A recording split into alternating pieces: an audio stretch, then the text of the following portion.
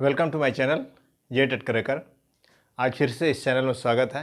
आज एक नया टॉपिक लेकर आए हैं जो कि सी टेट या जे टेट या भी किसी राज्य का टेट है उसके लिए बहुत ही इम्पोर्टेंट है। टॉपिक का नाम है सौरमंडल। जैसा कि आप लोग बोर्ड पे देख रहे हैं, यहाँ पर जो इम्पोर्टेंट पॉइंट है उसको मैं कवर करने की कोशिश किया हूँ। आप लोग ध्यान से मेरा वीडियो को देखिए और पूरा वीडियो देखिए। सौरमंडल, इंग्लिश में सोलर सिस्टम या सौर परिवार भी कहा जाता है। जिस तरह एक परिवार में कई सारे व्यक्ति होते हैं, कई सारे लोग होते हैं, दादा दादी, चाचा चाची, छोटे बच्चे, बड़े बच्चे होते हैं और सभी मिलकर एक परिवार बनता है। उसी तरह से सौर परिवार या सौर मंडल कैसे बना है? 8 ग्रह, अन्य खगोलीय पिंड मतलब क्षुद्र ग्रह, उल्का पिंड, इससे मिलकर क्या बना है? सौर परिवार बना है या सौर मंडल बना है। खगोलीय पिंड मतलब जो क्या जितना भी पिंड है आसमान में सभी को क्या कहा जाता है? खगोलीय पिंड कहा जाता है। तो सूर्य एक सौर परिवार एक परिवार है जिसमें 8 ग्रह हैं, जिसका चर्चा हम एक एक करके नीचे करेंगे। 8 ग्रह, अन्य खगोलीय पिंड जैसे क्षुद्र ग्रह हो गया और उल्का पिंड हो गया, ये सभी मिलकर क्या बनाते हैं? सौर परिवार बनाते हैं। जिस तरह से एक परिवार में एक मालिक होता है, उसी तरह से सौर परिवार का एक मालिक है, एक मुखिया है। सौर परिवार का मुखिया किसे कहा जाता है? सूर्य को कहा जाता है। सौर परिवार का मुखिया किसे कहा जाता है? सूर्य को कहा जाता है। और सूर्य जो है सौर मंडल का सबसे बड़ा सदस्य है। अक्सर ये समाज में ये होता है कि जो परिवार के जो बुजुर्ग होते हैं उन्हीं को मालिक बनाया जाता है। उसी प्रकार सौर मंडल में सबसे बड़ा सदस्य जो है सूर्य है। इस प्रकार सूर्य जो है सौर मंडल का मुखिया होता है। इसको माइंड में रखना है। और जितने भी आकाशीय पिंड है, खगोलीय पिंड है, सौर परिवार में जितने भी पिंड है, सभी को जो ऊर्जा और ऊष्मा जो मिलता है वो कहाँ से मिलता है? सूर्य से मिलता है। तो सूर्य जो है सौर मंडल के ऊर्जा और ऊष्मा का एकमात्र स्रोत है, एकमात्र सोर्स है। कौन? सूर्य, जिससे कि सभी ग्रह को रोशनी मिलता है। अगला पॉइंट जो हम यहाँ पर लिखे हैं, दूरी। पृथ्वी से सूर्य की दूरी कितनी है?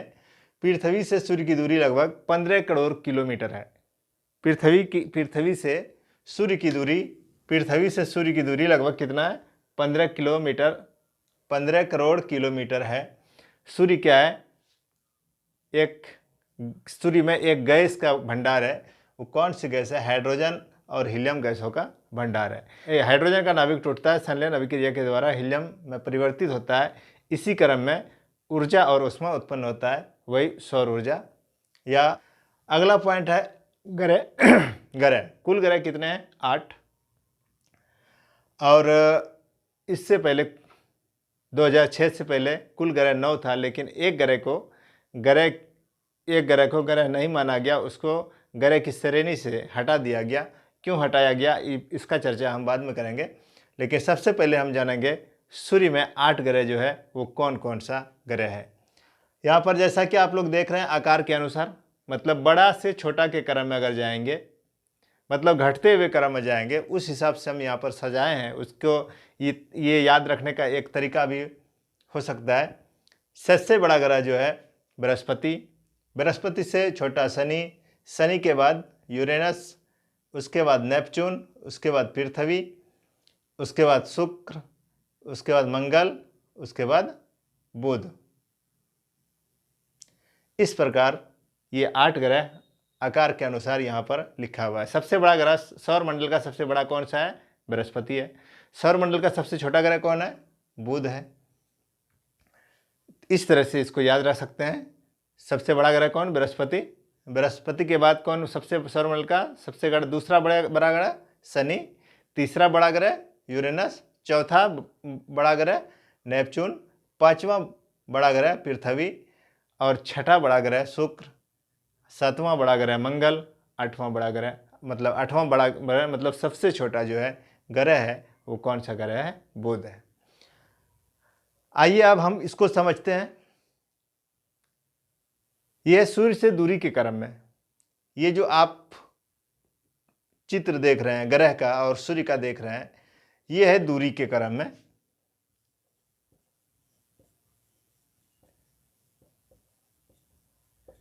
सूर्य से दूरी के क्रम में,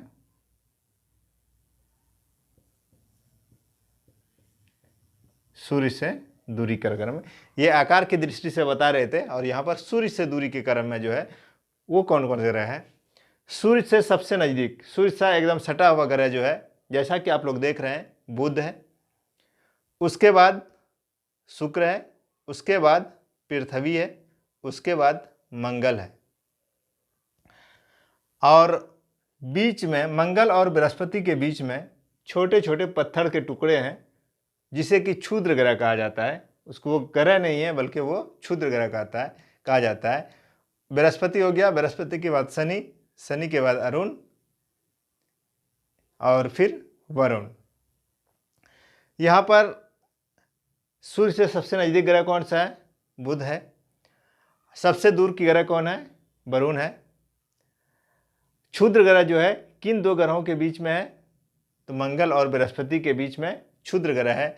ये सारे ग्रह जो है सूर्य की परिक्रमा करते हैं अपनी अपनी अक्ष पर। ये इसका अक्ष ये है तो बुध इसी का चक्कर लगाएंगे, शुक्र जो है अपनी अक्ष पर चक्कर लगाएंगे, पृथ्वी अपनी अक्ष पर चक्कर लगाएंगे, मंगल अपनी अक्ष पर चक्कर लगाएंगे।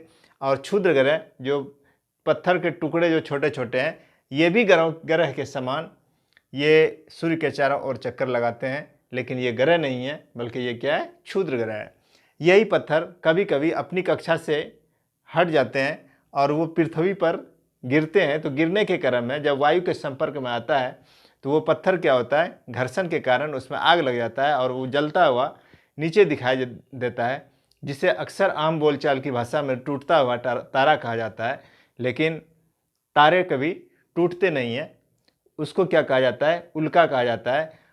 और जलते जलते अगर वायुमंडल में ही बुझ जाती है, ख़त्म हो जाता है, तो उसको उल्का कहा जाता है। और जब जलते जलते जलने के बाद भी वो बच जाता है और पृथ्वी पर गिर जाता है तो उसको कहा जाता है उल्का पिंड। जो पृथ्वी पर पहुंच जाता है उसको उल्का पिंड, जो वायुमंडल में जल के ख़त्म हो जाता है उसको उल्का कहा जाता है। टूटता हुआ तारा उल्का को ही कहा जाता है। ये क्वेश्चन कई बार पूछा गया है, टूटता हुआ तारा किसे कहते हैं, ये पूछा गया है। उसके बाद एक बहुत ही इम्पोर्टेंट, सूर्य के नज़दीक यहाँ पर दिखाएं हम चार, ये तीर का निशान है। सूर्य के पास मतलब चार ग्रह इधर कर दीजिए, चार ग्रह इधर कर दीजिए, बीच में क्षुद्र ग्रह को रखिए। तो सूर्य से नज़दीक चार ग्रह जो है बुध, शुक्र, पृथ्वी, मंगल, इसको आंतरिक ग्रह कहा जाता है। क्या कहा जाता है? आंतरिक ग्रह कहा जाता है। मतलब क्षुद्र ग्रह से पहले चार ग्रह जो है उसे आंतरिक ग्रह कहा जाता है। क्षुद्र ग्रह के बाद चार ग्रह जो है इसे बाह्य ग्रह कहा जाता है। आंतरिक ग्रह जो है ये ठोस अवस्था में है, ये पहाड़ से बने हुए हैं और भी मतलब ठोस अवस्था में है। और बाह्य ग्रह जो है ये गैसों से बने हुए हैं या फिर जलवाष्प से बने होते हैं। तो आंतरिक ग्रह कौन कौन सा है? बुध, शुक्र, पृथ्वी, मंगल आंतरिक ग्रह। क्वेश्चन ये भी पूछा जा सकता है कि निम्न में से कौन सा आंतरिक ग्रह नहीं है। चार ऑप्शन दे दिया जाएगा, उसमें आप लोग कन्फ्यूज हो जाइएगा, इसलिए इसको बढ़िया से देखिए, याद रह जाएगा। आंतरिक ग्रह कौन है? बुध, शुक्र, पृथ्वी, मंगल। आंतरिक ग्रह क्यों कहा जाता है? क्योंकि ये सूर्य से नज़दीक है। बाह्य ग्रह कौन कौन है? बृहस्पति, शनि, अरुण, वरुण। बाह्य ग्रह क्यों कहा जाता है? क्योंकि ये सूर्य से दूर है।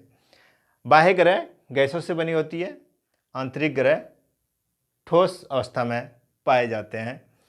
और इस ग्रह को, आंतरिक ग्रह को पार्थिव ग्रह या पृथ्वीय ग्रह भी कहा जाता है, क्योंकि आंतरिक ग्रह में चार ग्रह है, चारों में से पृथ्वी जो है वो सबसे बड़ा है।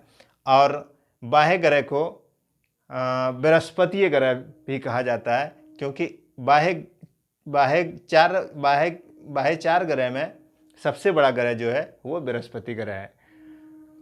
तो पार्थिव ग्रह क्यों कहा जाता है? क्योंकि इन चारों में पृथ्वी बड़ा है। और बृहस्पति ग्रह क्यों कहा जाता है? क्योंकि इन चारों में बृहस्पति बड़ा है। आंतरिक ग्रह ठोस से बने होते हैं, बाह्य ग्रह गैसों से बने होते हैं। बाह्य ग्रह सूर्य से दूर होती है, आंतरिक ग्रह सूर्य से नज़दीक होती है। मंगल और बृहस्पति के बीच में जो एक पट्टी दिखाई दे रहा है, जो छोटे छोटे पत्थर से बने हुए हैं, वो भी सूर्य के चारों ओर परिक्रमा करते हैं, उसे क्षुद्र ग्रह कहा जाता है। आइए आते हैं हम अब एक एक करके अलग अलग, मतलब एक एक करके सभी ग्रह का पॉइंट जो है, जो क्वेश्चन इससे बनता है उसके बारे में चर्चा करेंगे। सबसे पहला जो ग्रह है सूर्य से नज़दीक वो क्या है? बुध। जैसा कि आप लोग देख रहे हैं यहाँ पर हम लिखे हुए हैं, इंग्लिश में इसको मरकरी कहा जाता है। सभी का इंग्लिश हम अगले क्लास में बता देंगे। मरकरी यानी बुध। सबसे पहला पॉइंट क्या बन रहा है यहाँ पर? ये सबसे सूर्य से सबसे नज़दीक ग्रह, देखिए यहाँ पर देख सकते हैं सूर्य से सबसे नज़दीक ग्रह कौन सा है? बुध है। पहला पॉइंट क्लियर। यह सबसे छोटा ग्रह है। ये ग्रह क्या है? सबसे छोटा ग्रह। यहाँ जैसा कि बड़ा से छोटा की ओर जा रहे थे, तो बुध सबसे छोटा ग्रह। तो पहला पॉइंट क्या हो गया? बुध जो है सूर्य से सबसे नज़दीक का ग्रह है। दूसरा सबसे छोटा ग्रह है। तीसरा देखते हैं, ये सूर्य का एक चक्कर, मतलब ये एक चक्कर, सूर्य का एक चक्कर मतलब सूर्य का एक चक्कर जब लगाते हैं तो उसको कहते हैं परिक्रमण। क्या कहते हैं? परिक्रमण। तो ये सभी ग्रह क्या है? सूर्य का एक चक्कर लगाता है। और ये बुध जो है एक चक्कर लगाने में इसको 88 दिन लग जाता है। उसके बाद है इसके पास कोई उपग्रह नहीं है। किसी न किसी इसमें जो ग्रह है, कई ग्रह के पास अपना अपना उपग्रह है, लेकिन बुध के पास कोई उपग्रह नहीं है।